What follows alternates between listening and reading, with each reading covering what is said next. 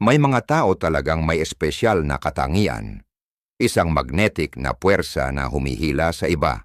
Isang enerhiya na pumupuno sa kwarto bago pa sila magsalita. Ang malakas na presensya na ito ay hindi mahika o swerte. Ito ay ang iyong aura na gumagana.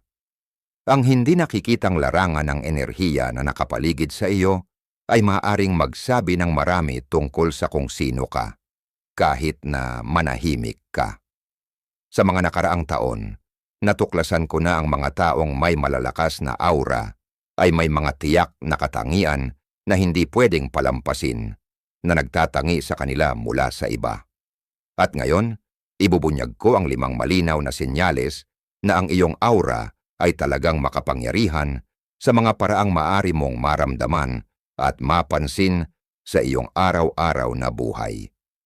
Bago tayo magsimula, tandaan na ang pag-unawa sa lakas ng iyong aura ay hindi lang interesante. Maaring baguhin ito ang paraan ng iyong paggalaw sa mundo at kung paano ka kumonekta sa iba. Kung gusto mong makatipid ang oras, ngunit makuha pa rin ang lahat ng mahalagang impormasyon, maaari mong panoorin ito sa 1.5 pagsunod o 2 pagsunod na bilis. Siguraduhing huwag gawlaktawan ng anumang bahagi dahil bawat senyales ay nagtatayo sa pag-unawa ng naunang isa. Handa ka na bang matuklasan kung ang iyong aura ay tahimik na nakakaapekto sa iyong buhay? Magsimula tayo sa unang senyales na ang iyong aura ay maaring mas malakas kaysa sa iyong inaakala. Naranasan mo na bang pumasok sa isang kwarto at biglang maging sentro ng atensyon nang hindi nagsasalita? O baka naman ang mga estranghero ay biglang nag-uumpisang makipag-usap sa iyo sa pila ng kahera. Ibinabahagi ang buong kwento ng kanilang buhay habang ang tao sa likod mo ay nagtatanong kung ano ang espesyal sa iyo. Maniwala ka, hindi lang dahil may maamo kang mukha. Ang misteryosong paghila mo sa iba ay tinatawag ko na stranger magnet effect. At ito ang number 1 na senyales ng malakas na aura. Ang iyong larangan ng enerhiya ay literal na umaabot at humahaplos sa mga tao bago mo pa buksan ang iyong bibig. Noong nakaraang linggo lang, napanood ko ang isang kaibigan na may malakas na aura na pumasok sa isang masikip na coffee shop. Sa loob ng ilang minuto, 3 magkaibang tao na ang humiling na makishare sa mesa niya at binigyan siya ng barista ng libreng pastry. Walang dahilan kundi ang pagiging siya. Hindi naman naka-fancy dress ang kaibigan ko o may ginagawa siyang espesyal. Ang kanyang enerhiya ang nagsasalita. Ang mga bata at hayop ay parang maliliit na energy detectors. Hindi nila iniisip ang mga bagay tulad ng ginagawa ng mga matatanda. Napansin mo ba kung paano ang ilang tao ay biglang nilalapitan ng mga aso sa parke? O kung paano ang mga sanggol na madalas umiiyak kapag may estranghero ay ngumingiti at umaabot sa mga tiyak na tao? Hindi ito basta-basta. Tumutugon sila sa vibration ng malakas na aura. Isipin mo ang iyong mga araw-araw na interaksyon. Laging ba ikaw ang naaalala ng mga tindero-tindera? Nakakakuha ka ba ng mas magandang serbisyo ng walang halatang dahilan? Ang matamlay bang bus driver ay ngumiti nang makasakay ka? Hindi ito mga coincidences. Ang iyong malakas na aura ang gumagana. Ang agham ay sa wakas ay umabot sa mga bagay na matagal nang alam ng mga energy workers. Ang ating katawan ay gumagawa ng electromagnetic fields na kayang maramdaman ng iba sa subconscious na paraan. Ayon sa isang pag-aaral sa HeartMath Institute, ang larangang ito ay umaabot ng ilang talampakan mula sa atin at nagbabago batay sa ating emosyonal na estado. Kapag ang iyong aura ay malakas, lumilikha ito ng agarang pakiramdam ng tiwala at kaginhawaan sa iba. Hindi nila maipaliwanag kung bakit, pero nararamdaman nila na magaan sila sa paligid mo. Kaya't kadalasang ang mga bagong kakilala ay nakakaramdam na parang matagal na kayong magkaibigan. sa loob ng ilang minuto ng pagkikita ninyo. Gawin nating mabilis na ehersisyo sa pagninilay. Balikan mo ang nakaraang linggo. May mga pagkakataon ba na may nagsabi ng papuri sa iyo ng walang dahilan? O mga pagkakataon na ang isang estranghero ay nagbahagi ng isang bagay na personal? May mga pagkakataon ba na ikaw ang pinili na magsalita o mag-lead kahit na may mga kapantay ka? O marahil may mga pagkakataon kung saan ang mga hayop o mga bata ay nagpakita ng hindi karaniwang interes sa iyo? Kung sumagot ka ng oo sa alinman sa mga ito, congratulations! Ito na ang unang senyales na ang iyong aura ay kumikislap ng kapangyarihan. Hindi maipaliwanag na atraksyon mula sa iba. Ang iyong enerhiya ay nagsasalita ng malakas bago mo pabuksan ang iyong bibig. Ngayon magpatuloy tayo sa pangalawang malakas na senyales, isa na maaaring magpaliwanag sa mga nararamdaman mong gut feeling na matagal mo nang nararanasan. Naranasan mo na bang pumasok sa isang kwarto at agad na naramdaman na may mali? Bago pa magsalita ang sinuman, bago mo pa makita ang mga mukha ng lahat, alam mo na agad na may tensyon sa hangin. Hindi lang ito pagiging observant. Ito ay ang iyong malakas na aura na gumagana, nakakaramdam ng mga enerhiya na maaring hindi mapansin ng iba. Dito na pumapasok ang pangalawang senyales ng isang malakas na aura. Mas mataas na emosyonal na sensitibidad at intuition. Ang mga taong may malalakas na aura ay hindi lang nakikita ang mundo. Nararamdaman nila ito. Ang kanilang larangan ng enerhiya ay parang isang antena, kumukuha ng mga signal na dumadaan lang sa iba.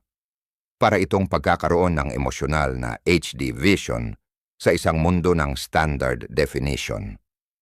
Naalala ko ang isang kwento tungkol sa isang babae na kinansela ang kanyang flight sa huling minuto dahil may naramdaman siyang mali. Inisip ng mga kaibigan niya na siya'y nagiging drama queen hanggang sa malaman nila na may malubhang issue sa makina ang eroplano at na-delay ito ng ilang oras. Hindi niya kayang ipaliwanag ng lohikal ang kanyang desisyon. Alam lang niya, ang mataas na sensitibidad na ito ay hindi palaging komportable. Isipin mo ang mga pagkakataon na nasa isang mataong mall o abalang restaurant ka at bigla kang nakaramdam ng pagod o pagkabahala ng walang dahilan. Iyon ay dahil ang iyong malakas na aura ay sumisipsip ng lahat ng emosyonal na enerhiya sa paligid mo, mabuti man o masama. Kaya naman ang mga taong may malalakas na aura ay madalas na kailangan magprotekta laban sa mga tinatawag ng mga energy workers na energy vampires, ang mga tao na iniwan ka ng lubos na drained pagkatapos mong makipag-ugnayan sa kanila. Ang iyong maliwanag malakas na aura ay parang buffet para sa isang tao na ubos ang enerhiya at sila ay di kusang kumakain mula sa iyong vibrance. Ang magandang balita, kapag natutunan mong kilalanin ang sensitibidad na ito, maaari mo itong gawing superpower. Kapag sinabi ng boss mo na ayos lang ang lahat, ngunit ang iyong tiyan ay nagsisigaw ng kabaligtaran, magtiwala ka sa pakiramdam na iyon. Kapag bigla kang naisipan tawagan ng isang kaibigan na nagiging malupit ang sitwasyon, iyon ay ang iyong malakas na aura na kumokonekta sa distansya. Paano mo malalaman ang pagkakaiba ng pagkabahala at tunay na intuisyon? Ang pagkabahala ay nagiging magulo at pabago-bago, habang ang intuisyon ay dumarating ng may kalmadong kaalaman. Ang pagkabahala ay nagtatanong ng paano kung ng 100 beses, samantalang ang intuisyon ay simpleng nagsasabi, ito na. Maaari mong paunlarin pa ang sensitibidad na ito sa pamamagitan ng simpleng mindfulness. Simulan sa pagkuha ng 3 malalalim na hininga bago pumasok sa anumang bagong kapaligiran. Huminto at itanong sa iyong sarili, ano ang nararamdaman ko dito na hindi sa akin? Ang simpleng pagsasanay na ito ay magpapatala sa iyong likas na malakas na kakayahan sa intuwisyon. Habang higit mong pinapahalagahan ang mga pakiramdam na ito, lalakas sila. Parang pag-eehersisyo ng isang kalamnan. Lumalakas ang iyong intuwisyon habang ginagamit mo ito. Kung tumango ka habang binabasa ito, at laging may kamalayan sa mga undercurrents at enerhiya na hindi napapansin ng iba, ito ay isang malinaw na indikasyon na ang iyong aura ay labis na makapangyarihan. At kung gusto mo ang mga insight na ito at nais pang ng mas marami, ito na ang perpektong oras upang pindutin ang subscribe button. Marahil ang iyong intuwisyon na ang nag-utos na gawin ito, di ba?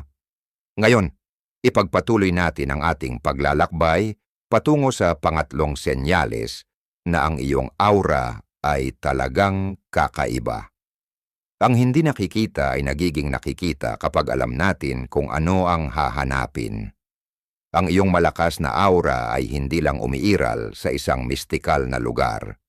Nagdudulot ito ng mga tunay na pisikal na epekto sa mundo sa paligid mo na maaari mong aktwal na masaksihan. Ang pangatlong senyalis ng isang malakas na aura ay marahil ang pinakakahanga-hanga. Mga pisikal na manifestasyon na maaaring mapansin ng iba. Naranasan mo na bang magkaroon ng kakaibang karanasan kung saan ang mga streetlights ay namamatay kapag dumaan ka sa ilalim nila? O baka naman ang iyong relo ay huminto sa paggana ng walang dahilan at magsimula ulit kapag may ibang tao ang humawak dito. Hindi lang ito mga kakaibang coincidences o sira-sirang elektronikong gamit. Ang mga ito ay ang iyong energy field na nakikipag-ugnayan sa pisikal na mundo sa kamangha-manghang paraan. Ang mga taong may pambihirang malalakas na aura ay madalas mag-ulat na ang mga elektronikong aparato ay nagka-malfunction sa paligid nila.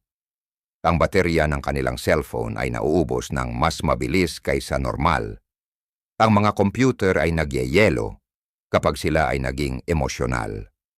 Ang mga light bulb ay kumikislap o kaya naman ay nasisira kapag sila ay pumasok sa isang kwarto. Nangyayari ito dahil ang iyong malakas na electromagnetic field ay talagang nakikialam sa mga electrical currents. Literal na ang iyong enerhiya ay masyadong malakas para sa mga regular na circuits. Isa pang tanda ay ang mga pagbabago sa temperatura.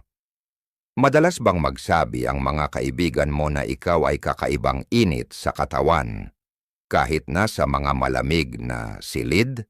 O baka naman lagi nilang binabanggit na nararamdaman nila ang isang mainit na alon kapag pumasok ka sa kanilang espasyo? Ang iyong enerhiyang panginginig ay sobrang taas na.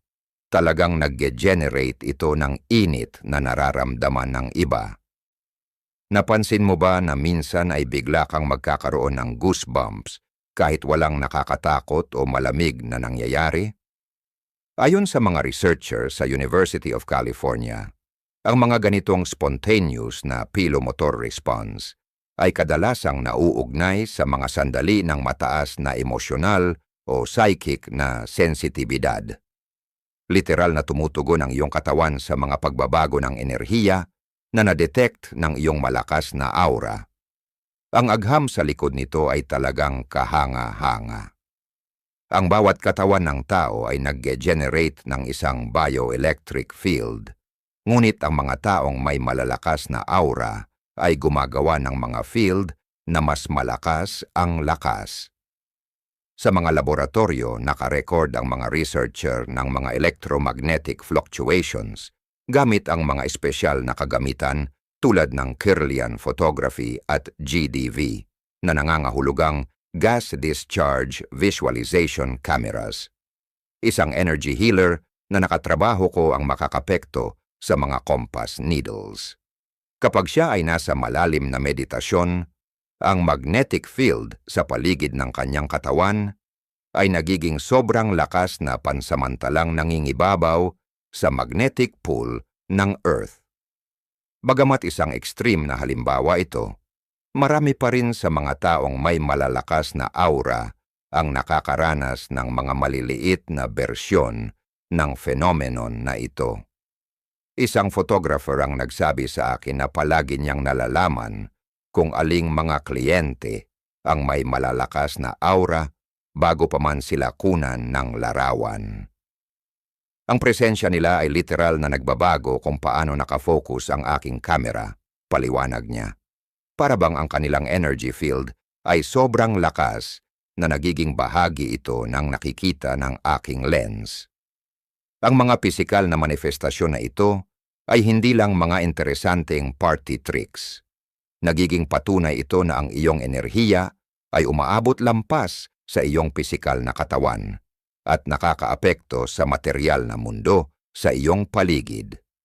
Kung naranasan mo ang alinman sa mga fenomena na ito ng regular, ang iyong aura ay hindi lang malakas. Ito ay pambihira.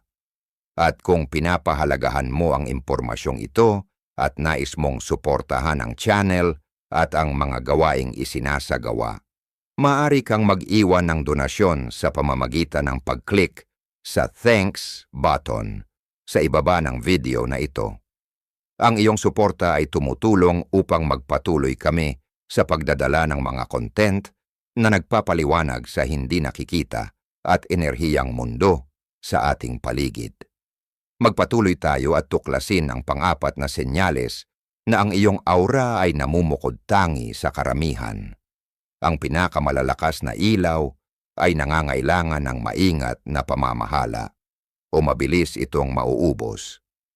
Ang malalim na katotohanan ito ay nagdadala sa atin sa pang-apat na senyales ng isang malakas na aura. Natural na pagtatakda ng mga hangganan at intuitibong pamamahala ng enerhiya.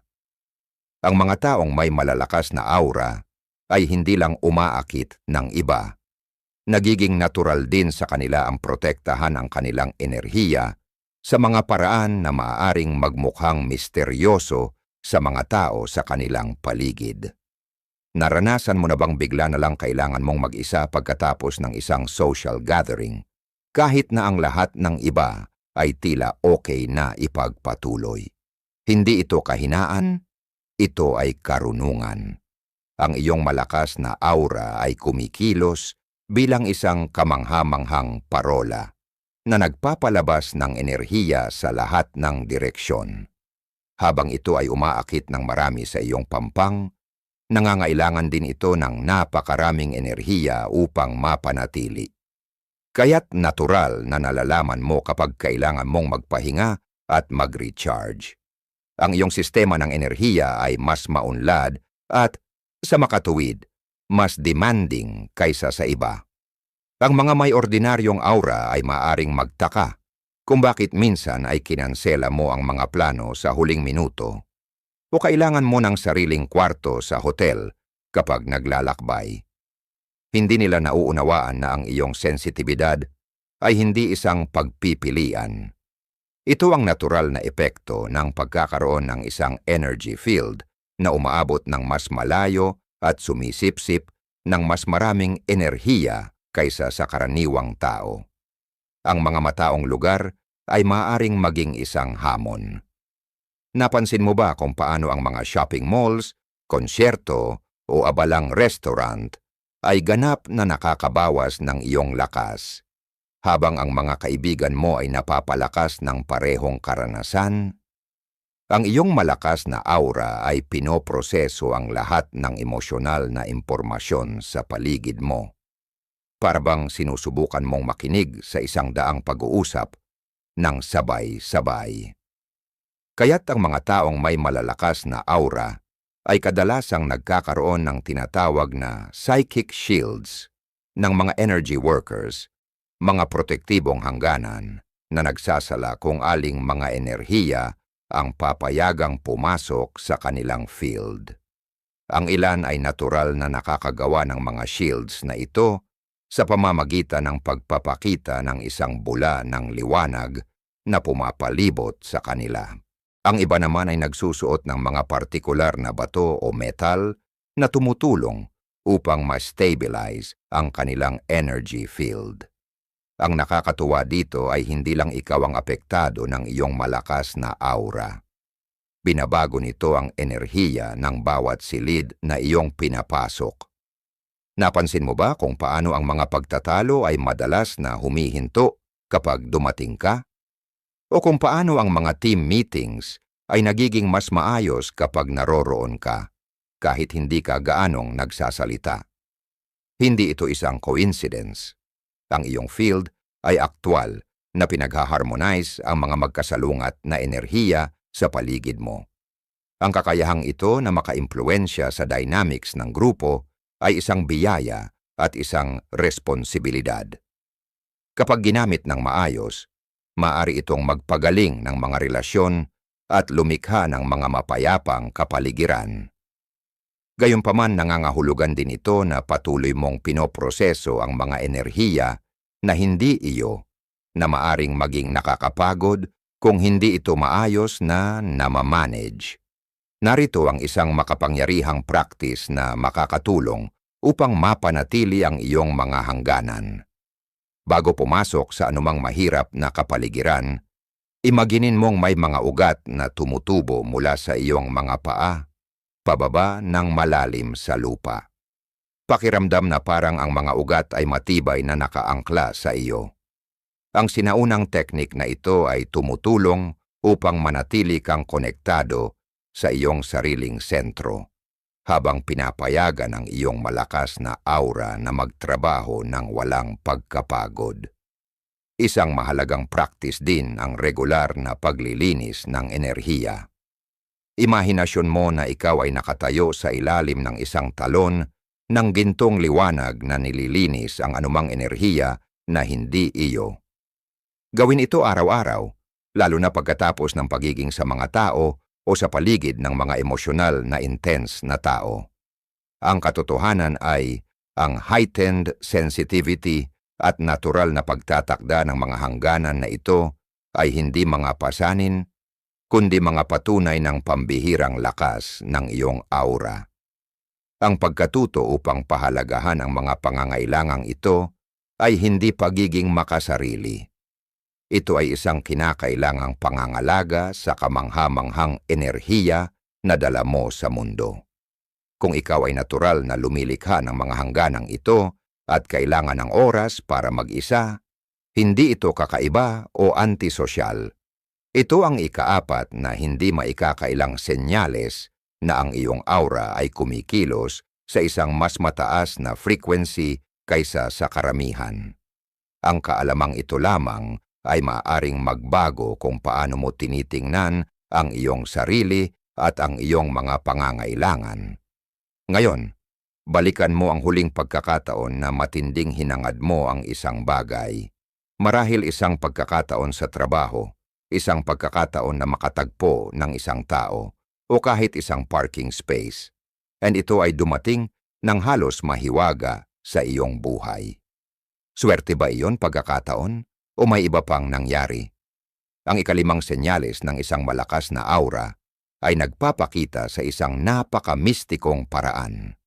Ang pinahusay na kakayahan sa pag-manifest at madalas na mga synchronicities.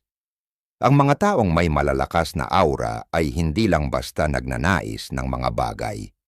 Hindi nila namamalayan, ngunit utos nila sa universo na mag-reorganize ng sarili nito ayon sa kanilang mga intensyon.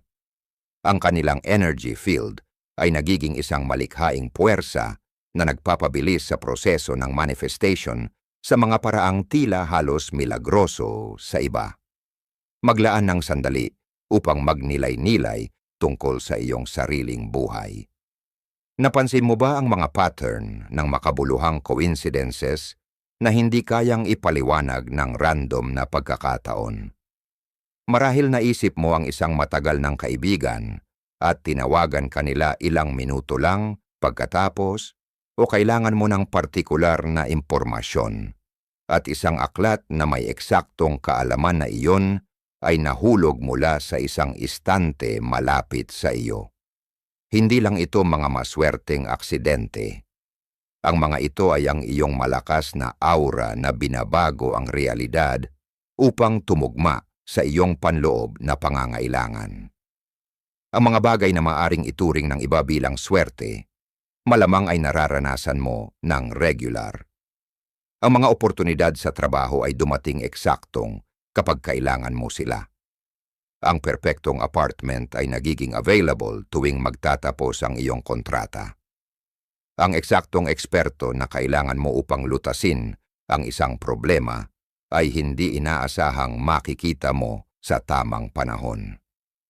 Nangyayari ito dahil ang iyong energetic field ay umaabot ng mas malayo sa quantum realm kaysa sa karamihan ng mga tao. Ang mga siyentipiko ay nagsisimula pa lamang na maunawaan kung paano maaring makaapekto ang kamalayan ng tao sa mga quantum particles, ang mga building blocks ng ating realidad. Ang iyong malakas na aura ay sa katunayan ay nagbabroadcast ng iyong mga intensyon sa subatomic na antas, na lumilikha ng mga ripple effects na nagiging synchronicities sa iyong araw-araw na buhay. Ang mga taong may malalakas na aura ay madalas makaranas ng tinatawag ni Carl Jung na makabuluhang coincidences sa isang rate na lumalampas sa statistical probability.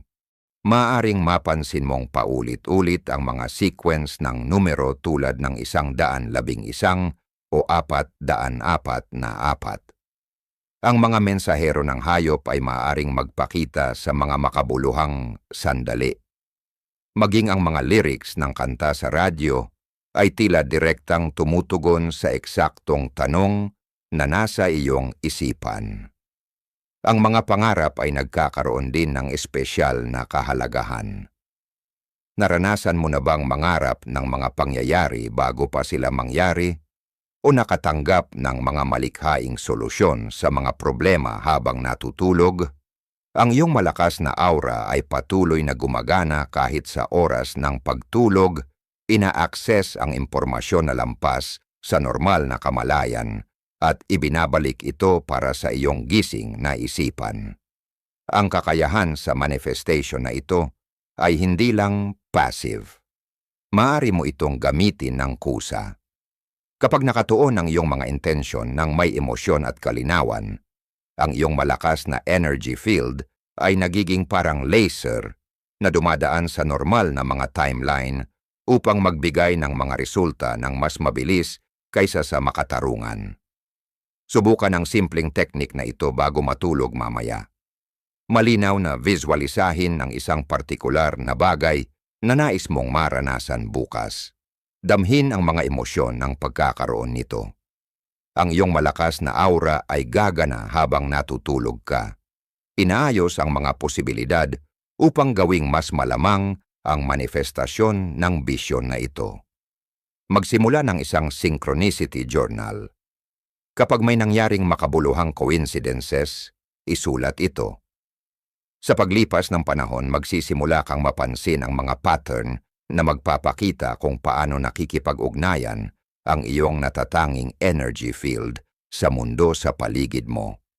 Ang ibang tao ay nakakaranas ng madaling manifestasyon sa mga partikular na tema, mga relasyon, pera o mga oportunidad sa pagkamalikhain, habang ang ibang mga larangan ay nangangailangan ng mas tutok na intensyon.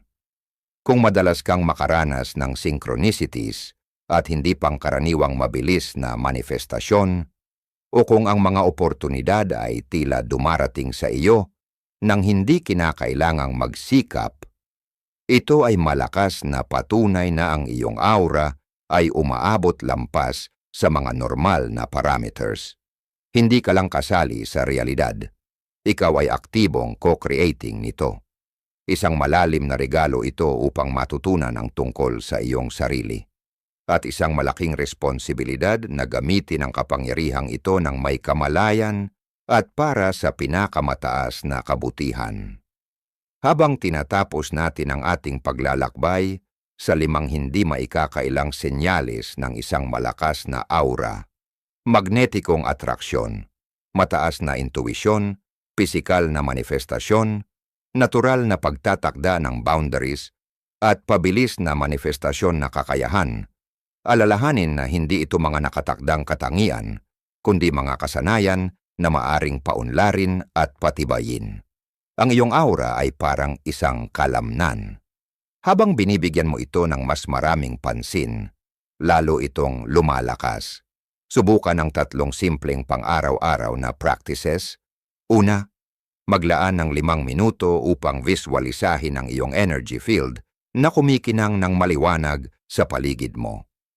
Pangalawa, ilagay ang iyong mga kamay sa iyong puso at magtakda ng malinaw na intensyon tuwing umaga. Pangatlo, magpahinga mula sa teknolohiya upang i-reset ang iyong natural na electric field. Ang katotohanan ay, ang lahat tayo ay may ganitong kapangyarihan sa iba't ibang antas. Ang pagkakaiba sa pagitan ng mga taong nakakakontrol nito at ng mga hindi ay simpleng kamalayan. Ngayon na natutunan mo na ang mga senyales na ito sa iyong sarili, nakagawa ka na ng unang hakbang patungo sa kusa na pagtatrabaho sa iyong pambihirang enerhiya. Noong una, pinabayaan ko ang mga senyales na ito sa aking sarili, tinanggihan ito bilang imahinasyon o coincidence. Isang malaking pagbabago ng sa wakas ay yakapin ko ang bahaging ito ng kung sino ako. Huwag mong gawing parehong pagkakamali na tanggihan ang iyong mga natural na regalo kapag malinaw na ipinapakita sa iyo ang mga ito. Nais kong marinig ang iyong mga karanasan sa mga komento sa ibaba. Alin sa mga senyales na ito ang pinaka-nag-resonate sa iyo?